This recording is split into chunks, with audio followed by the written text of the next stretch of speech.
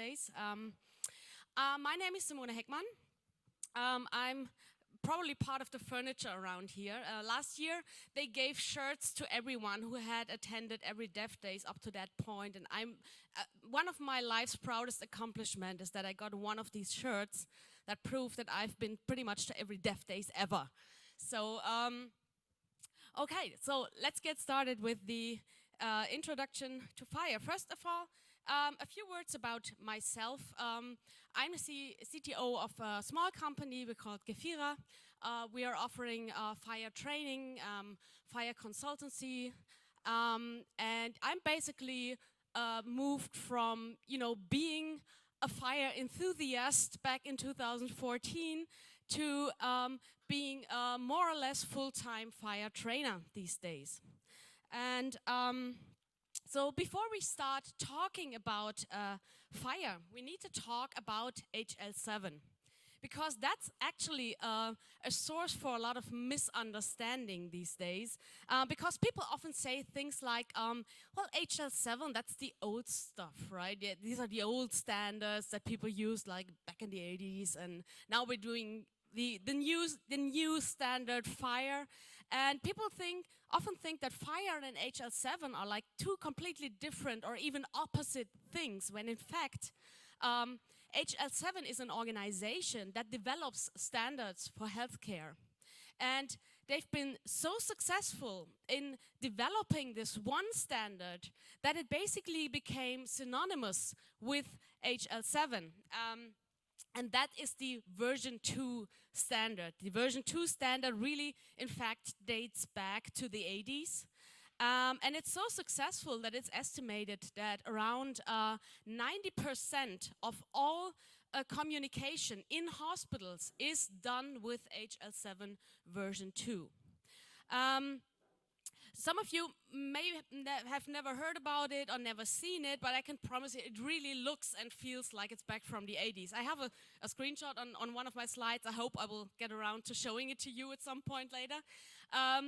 But you can really see that this is stuff from the 80s. But of course, HL7 never stopped developing standards after version 2. They didn't say, wow, we have this successful product that runs everywhere, now we can stop working. No, they already started in the late 90s to develop a follow-up, a newer standard, which was called HL7 version 3, that was supposed to be a more modern standard for healthcare communication. The problem with version 3, however, was that the idea, it was actually a good idea to have an abstract reference information model from which you could basically derive all the structures that you want to have in healthcare. But it was kind of an attempt to find the one-size-fits-all solution for healthcare interoperability. And the problem is if you try to do that in a domain that is as weird and as crazy and as different in different countries as healthcare is, you will never find the one-size-fits-all solution unless you're going that far on an abstract level that it's basically the solution and the problem, it's no longer recognizable to you. So a lot of developers took issue with version 3 because it was like on an abstraction level that it was no longer obvious on how to apply that to the actual problem that people had. So that's basically when in 2011, for the first time, can we use the slides? Excellent. Okay, I already told you about me. I already told you about HL7 and what they do. I told you about the history of HL7 and where this version 2 standard comes from that is so successful still today. It is worth mentioning, however, that the development of HL7 version 2 is still going on. So it's still in use everywhere in the world. And so, of course, there's still development going on with version 2. And there has been new stuff happening in the late 90s that led up to the HL7 version 3. And then in 2011, there was a new initiative within HL7 to develop a new standard. This is a screenshot from an HL7 version 2 message. This is basically what it looks like. It's just information, pipe separated basically a long string. And this is a very small excerpt from the reference information model that is the foundation of HL7 version 3. So I guess it's probably obvious that this is quite a difficult concept to grasp. I heard someone once said that there are only 5 people in the world who understood HL7 version 3. I don't know if that's true. I just know that I'm not one of these people. So anyway, the problem that we have today, or basically the situation, the status quo today in most hospitals around the world, is that we are living in a world that is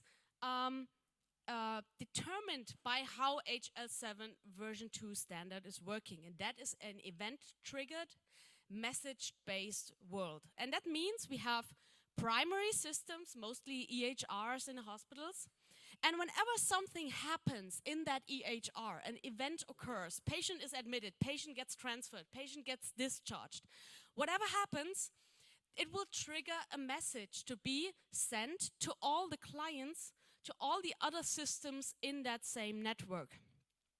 And whenever you have an end user application that needs access to this information, like where is my patient now, who are my current patients, what are the lab results for that patient, you will have to have like a server somewhere that is always on, that is always available, and that will always catch any of these messages that the primary system sends. Because there's only one chance to get the data, and that's when the message is sent. If you're not paying attention at that moment and storing that message in your system, it'll be gone. So there's no way of getting the information from the primary source when you need it. You can only get it when the primary system thinks it's a good time to send the message. So that makes it actually quite difficult and quite expensive to deploy new end-user applications in that network, because you first have to set up your server backend, you have to catch all the messages coming in, you have to preload your system with these messages to have data to start with, and that is actually quite difficult. And also, the communication between the end-user application, which today are mostly web-based end-user applications, that communication between the end-user application and the back-end is mostly based on proprietary solutions. A lot of vendors already use RESTful services for that, but mostly it's proprietary solutions. So, however, in the meantime, the paradigms in healthcare are shifting. We no longer have desktop PCs in hospitals. We are moving from thin clients to zero clients to mobile applications, mobile devices. And of course, that also means that we're moving away from these big software suites that are like the complete solution for everything, and more moving towards lightweight application apps that are highly specialized and that can be easily combined to give the user like an individual desktop, an individual dashboard for whatever it is that they need in their daily lives. Then, of course, we are moving away from the organizational healthcare records to the longitudinal, lifelong, patient-centered records, which means we have to cross borders of organizations, even have to reach out of the organizations and reach the patient at his home. Especially if the patient themselves are contributing data by using wearables, using home care devices and whatnot. And also there is a trend to move software applications to the cloud. We do have to rely on cloud-based solutions if we want to reach out to a patient, to mobile devices outside of the organization. And we have been quite successful in the past decade, or maybe 2 decades, in digitizing healthcare. There's a lot of has moved away from paper, going to primary digital solutions. Our lab records are mostly digital these days. Radiology departments are completely paperless. So we've been quite successful with that. However, the place where we store all this digital information today are mostly monolithic data silos. The information goes in and you collect it all in one place, but you cannot reuse it. It's not coming back out of these systems again. But today we are looking at new ways to deal with our data, to get benefits, to have meaningful use of this data by using flexible analytics, big data, machine learning algorithms, AI, to get value out of this information. And that means we need to have open interfaces. The data needs to be accessible.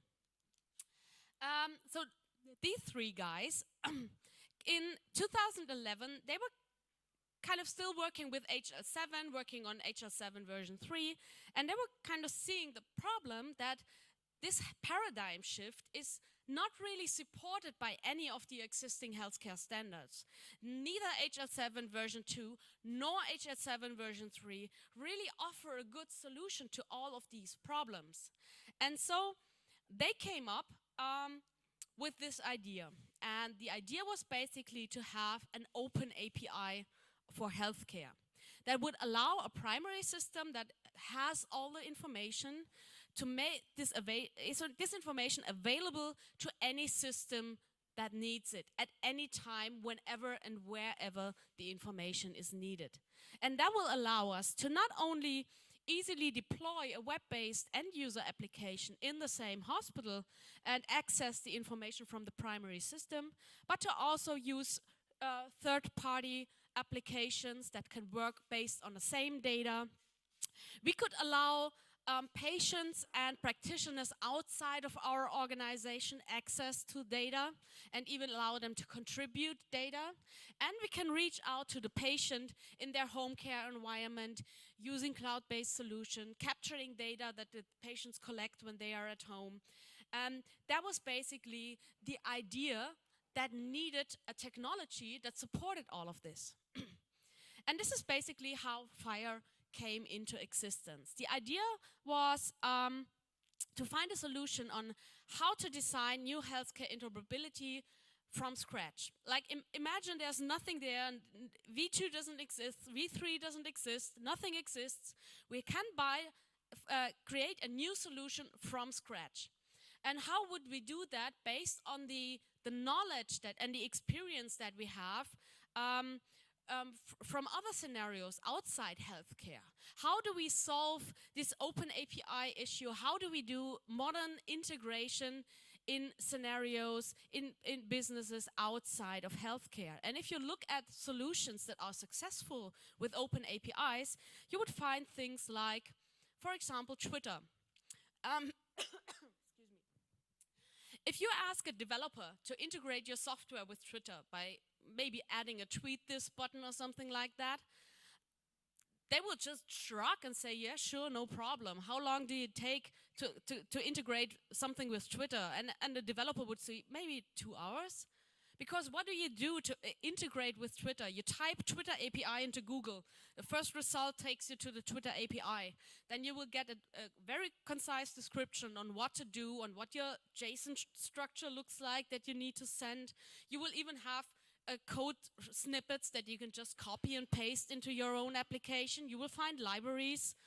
You will find communities where you can ask questions. If you get a weird error code or something, you will probably find the answer already there. You don't even have to ask, because hundreds of people have had the same problem before you, and there's already a well-documented solution. So these are basically the success factors for easy and fast integration. You have a well-documented open API. You are working basically with modern technologies that all developers are familiar with, like RESTful communication, HTTP protocol, OAuth for authorization, stuff like that. And you need to have a community that will support the implementers with their developments. And these are basically the ideas that our three inventors of FHIR basically try to apply to the healthcare problem. And they designed an API based on these ideas. And FHIR basically went from being a first draft in 2011 to being a full-blown normative standard late in December 2018. And in between, there were always these so-called draft standard of trial use releases. You will probably have heard about them and wondered what these funny letters are about. These were like in between releases that allowed people to develop software based on a still developing standard. And well, right now we have the first normative edition of FHIR, but not all parts of the standards are normative yet. We do have a stable basis. We do have a bunch of stable resources that you can use, but there are still other parts of the standards that are still maturing. Because one important part of the FHIR development process is to include implementers. Right from day one, there were so-called connectathons, like places where people with laptops were sitting around tables and trying to solve problems based on the FHIR specification. They were giving feedback, they had ideas, they had new, better ways to do things, and they always influenced the way that the FHIR standard was being developed. And so in FHIR, we are relying heavily on the ideas and the feedback from developers in continuing to develop the standard still today. So if you have an idea on how to make something better with FHIR, don't hesitate, add a change request, reach out to the community, because there's still the possibility to shape the way FHIR will look in future releases. So now the FHIR acronym, Fast Healthcare Interoperability Resources, basically describes the idea of having a fast solution to integrate to develop healthcare integration solutions. The FHIR Manifesto, these are like the golden rules for developing FHIR. And the most important rule is that we focus on the implementers. It's important for us that the implementers are happy with the specification, that is accessible for implementers, that they know what to do, that we have a good documentation, good examples. And whenever there's a decision to be made between making it pretty for specifiers or making it easy for implementers, we will always decide in favor of the implementers. And one consequence of that is that FHIR is only focusing on the 80% solution. So FHIR will specify what is needed in 80% of the cases, because the remaining 20% later will make up for 80% of the complexity of the specification. So in order to avoid that, we're trying to keep it simple by specifying only what's needed in 80% of the cases. The other 20% need to move to the extension realm. We are going to focusing on using web-based technologies. So we try to reuse technology that's already tested, that is commonplace in web development. So to have basically solutions that implementers are already familiar with. Another thing is that we focus on human-readable information.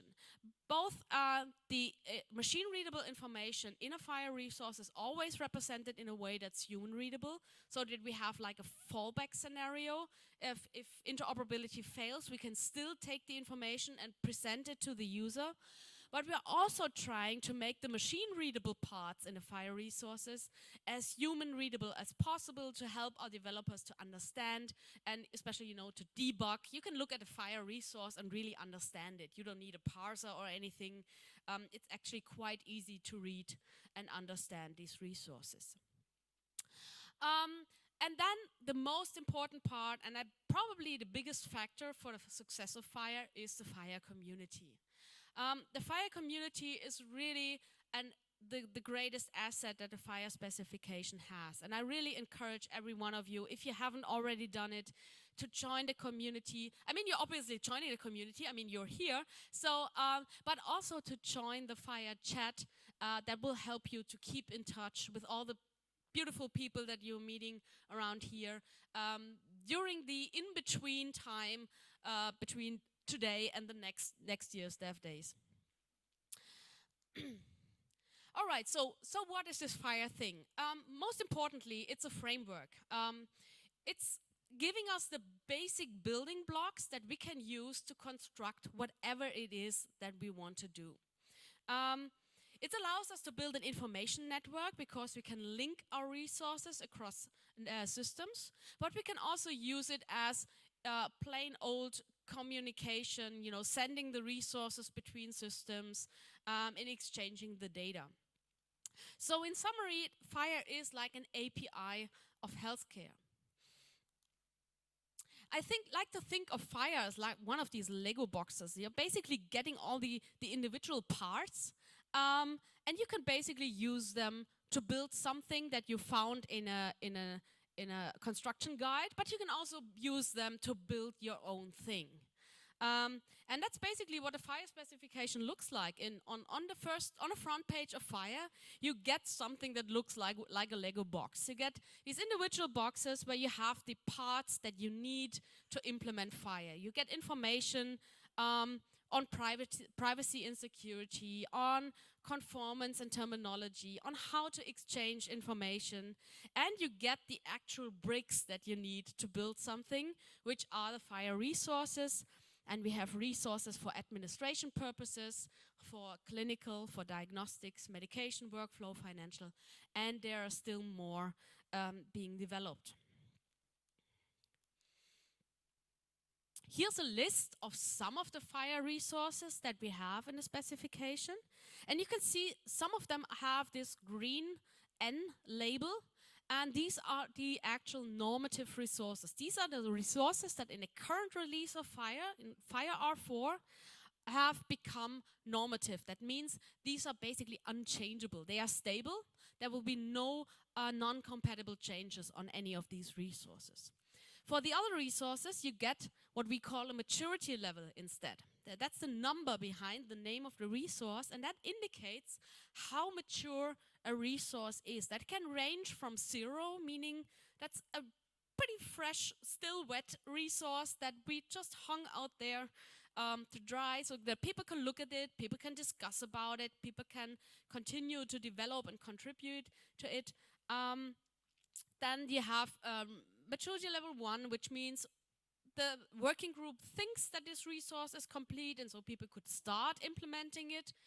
To level 3, meaning that some people have already started using it, there has been feedback, it has been published, it's been quality controlled, and that's basically how these resources are maturing in FHIR. And having a maturity level 0 or something on the low end, like 1 or 2 or 0, it doesn't mean that you're not allowed to use it. I actually encourage you to use it, because that means that you can still influence the way that this resource is eventually going to look. So the lower the maturity level, the higher are your chances to get a change request through. So if you have good ideas on how to improve these resources, please don't ever hesitate of telling us what your ideas are and what you would like to do to improve that resource. So let's take a look at one of these resources, one of the normative ones, the patient resource. It's actually probably the oldest and most frequently used resource of all.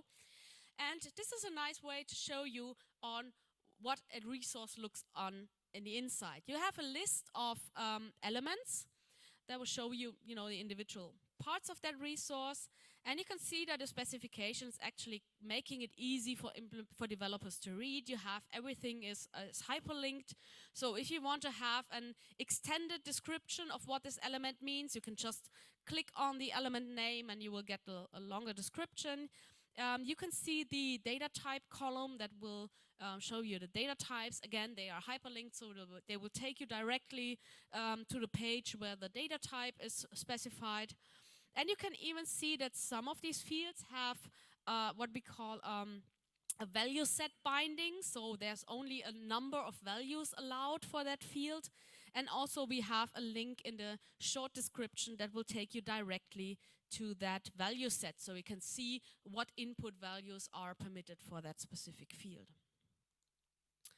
Now, when we're looking at a instance of a patient resource, it could look something like this. If you choose to use XML as representation format, that's what a FHIR resource could look like. You would have the narrative part. That's what I mentioned earlier. We have a human readable representation of the data, and human readable in this case just means XHTML markup. So we are having a little HTML table up there that just contains the information that is otherwise encoded in the machine readable part of that resource. The yellow box shows you an example of an extension. So there's an information that is not part of the core specification because that's something that is very specific to the US. Like here we have this extension to capture a race of a patient. That's been highly disputed in the past. I mean, in the US it's mandatory. In Germany it's actually forbidden to capture that for due reasons. So in this time, with FHIR, this time around, it was decided that this is not part of the 80% because it's only used in one country of the world. Granted, it's a large country, but still not 80% of the world. So the US race field had to go into an extension. In the green box at the bottom, you can see basically the core elements. These are what's in the 80%. These are the elements that most systems use, and for patient it's the obvious, it's name, address, gender, birth date, etc. So this is actually a nice example on how the 80% rule works. So it means what's used in most places across the world, in most scenarios, in most domains of healthcare, will be in the specification, and everything that is more specific to a certain country, to a certain domain, or to a certain use case will be represented by extensions. So the target is to keep the specification as simple and as stable as possible and have all this diversity, keep all the diversity out of the core specification. Now I want to take a look at some of the exchange paradigms. Of course, using REST is the most prominently featured aspect of FHIR, and I think most developers are looking at FHIR because it is possible to develop with REST paradigm. But it's not the only way to exchange FHIR resources. We can also do old school messaging, the way we did it with FHIR 7 version 2, and it's not even specified on how you need to exchange these messages. You can also do that via REST, but we could also write these messages into a file, we could FTP them, we could do basically whatever you want, and send our information event triggered and message style the way we did with FHIR 7 version 2. Basically, FHIR doesn't even require you to use a certain paradigm or a certain protocol. If you are limited in your choice of protocols because you have a national infrastructure that you have to use, you are actually free to do that as long as the content of your exchange consists of valid FHIR resources. You are good to go. So using REST is by all means not mandatory. There's also a funny aspect that you will hear a lot about in talks in these 3 days, and that is actually the idea of using FHIR as a storage paradigm. A lot of smart developers have decided, why do we need to map all our information from our database to FHIR when we can just store the stuff natively into an XML-based or JSON-based database? And this idea is actually so prominent these days that is really an interesting solution, that when you have the ability to create an implementation from scratch and you don't have to use FHIR as a facade on an existing system, you should really look into the idea of using FHIR to store your data as a persistence model. If there are anyone among you that have never heard of REST and have no idea how that works, no problem, don't worry. We all know how REST works because we're doing it multiple times a day. Whenever you open a browser and look at a web page, you have done a REST. You have basically asked a FHIR server to give you a resource by specifying the URI of that resource. And the server gave you, in that case, the index HTML file of the FHIR specification, and the browser basically just rendered it for you. And that's the same principle that FHIR is working on. When your system requires data for a patient, They need to ask a FHIR server for the patient by giving the URI of that patient resource, and the server will respond with that specific resource containing all the elements that we've seen previously for this patient: address, gender, birth date, name, etc. And you can even choose as a client whether you want to have your resource in a JSON representation or XML representation. The rule of thumb is that in FHIR, servers are encouraged to support both XML and JSON, where the clients basically can choose which representation they prefer. As it happens often when we are browsing the internet, we don't always know the URI of the resource we want to look at. So, and if we don't know the URI, what we are doing is we're using a search engine and type in a search criteria. And what is happening in the background is that the browser encodes our search criteria into the URI and again sends the URI to a server, in this case, the search engine server. And again, the same principle is applied to FHIR. When you are looking for a specific patient resource and you don't know the URI, you can use search criteria like name, patient identifier, the gender, the birth date, whatever you want to use, and you can encode your query into that URI, send it to the server, and again the server will respond with a list of patients that match your search criteria. And in this example, you can see a client asking for XML representation using the header, the HTTP headers, and you can see the server responding in kind. Of course, we don't want our end users to use a REST client like here and encode their queries into URIs.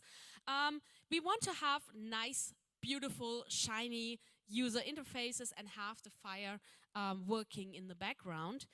So of course, we have to integrate FHIR somehow with our existing program.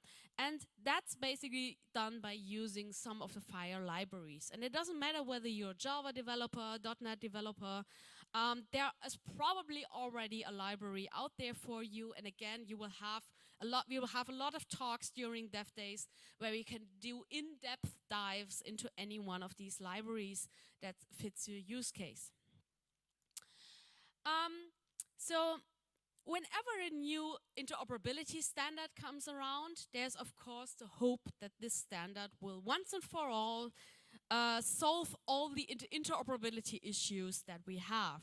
And the ideal is always to have this kind of plug and play interoperability where, you know, two systems, you just plug them together and they instantly work perfectly and seamlessly. That's basically not what FHIR is. If you're looking for that, FHIR is not the standard for you. But what FHIR basically is, as I previously said, it's a box of Legos. And the expectancy to have two systems implement FHIR interfaces and be completely interoperable out of the box is like expecting when you give Lego bricks to kids and ask them to build a house that you will get identical houses. It's never going to happen. Everyone has a different idea what a house looks like. They maybe pick different bricks for the same use case. They have different ways of putting the bricks together. And that's basically the same thing that would happen with FHIR. If you tell two developers if you give them the FHIR specification and say build an interface, you will never have two identical interfaces. There are just too many different ways on how to put the individual parts together. So the one way to solve that problem, or the only way to solve that problem, is the same for the Lego boxes as it is for FHIR. We need construction plans. We need a precise description on how to put which bricks together and what the end result is supposed to look like. And the special thing about FHIR is that in FHIR, these implementation guides are first-class citizens. They are the most important part of the FHIR specification. They are themselves FHIR resources. They are both machine and human readable. And they contain what we call the profiles. And a profile is basically a description on what a FHIR resource looks like when applied to a specific use case. Like what are the mandatory fields? What terminologies do you want to use? What are minimum and maximum cardinalities for your specific use case? What additional rules apply to that resource? So these profiles are an important part of the implementation guides, and you can use these profiles to validate the instances you create. You can instantly check whether your instance of a FHIR resources complies with all the rules that are laid out in a specific implementation guide. You can even use these profiles to dynamically generate codes and UIs, because you have a machine-readable way to know which are mandatory fields, which entries are permitted for a specific field, and so you can actually save a lot of time by not typing information off of these implementation guides, by just instead just importing these machine-readable parts into your development environment. So in this implementation guide, we have both information to create syntactical interoperability, but also semantical interoperability. That's mostly working through the terminology binding, defining what value sets to use, what terminologies to apply. And you can exchange and search for these implementation guides through the REST interface, because, as I said, they are just another kind of FHIR resources. So basically, the implementation guides are the part of the FHIR specification that will help you to create systems that are interoperable. So I really recommend, if you are quite new to the FHIR specification, looking at the specification as a whole can be quite overwhelming, because it's gotten huge. There's so much in there in the specification that it's probably hard to know where to start, and you kind of get lost in all the reference pages, jumping from one page to another that again references 3 other pages. So it's quite difficult to know how to read the specification so that it makes sense and you're not getting lost. And I highly recommend that if you're starting using FHIR, start with an implementation guide. Try and find an implementation guide that describes a use case that is close or maybe even completely fits what you are trying to do with FHIR. And then read the implementation guide. And the implementation guide will reference you to the important parts of the FHIR specification that are relevant for this particular use case. So look at it from a problem perspective. First of all, know what problem you want to solve with FHIR. Find an implementation guide that pertains to that problem, and then use that as an entry point to the FHIR specification. And one point where you can find a lot of these implementation guides, and more are added pretty much every month, is at FHIR.org. We have a registry list. You can filter by countries. Some of them are US specific, some of them are universal, but this is an important resource to find an implementation guide. And the other one is simplifier.net. This is basically where a lot of smaller projects are happening, where people are sandboxing their ideas, and there's also a lot of implementation guides, really relevant implementation guides that are published on simplifier.net. And again, it is probably for you, as if you are early on in diving into the FHIR specification, to really find all these relevant parts. So I guess the most important advice that I can give you is to use the community. Sign up for the FHIR chat, and if you're looking for something in the FHIR specification, if anything is unclear, if there's something you want to ask, just reach out to people in the community. This community is really, it's the most important aspect. If you ever have a problem, if you don't know whether to go left or right, or how to implement a certain problem, how to navigate, or how to work through a specific issue, don't sit there in front of your laptop for hours and try to figure it out by yourself. Get help from the community. It will save you a lot of time and a lot of frustration, and there are really a lot of people out there that are happy to help. So please join us on chat.fhir.org. It's free. You just need to sign up once. It's even OAuth enabled. You can log in with the Google account, with the GitHub account. And these people are really nice people. It's basically the same group of people that are, celebrating the FHIR experience for the next 3 days. And if you want to stay in touch with them, again, the chat is the best way to do that. So I'm happy to take any questions. I hope we have time to take a few questions. And if your question is coming to you only after this event, or again, use the chat and reach out to people. Reach out to me personally if you want to. That's where people will help you out. All right, I hope you enjoy your experience at DevDays. And again, if there are any questions, please feel free to ask. Thank you.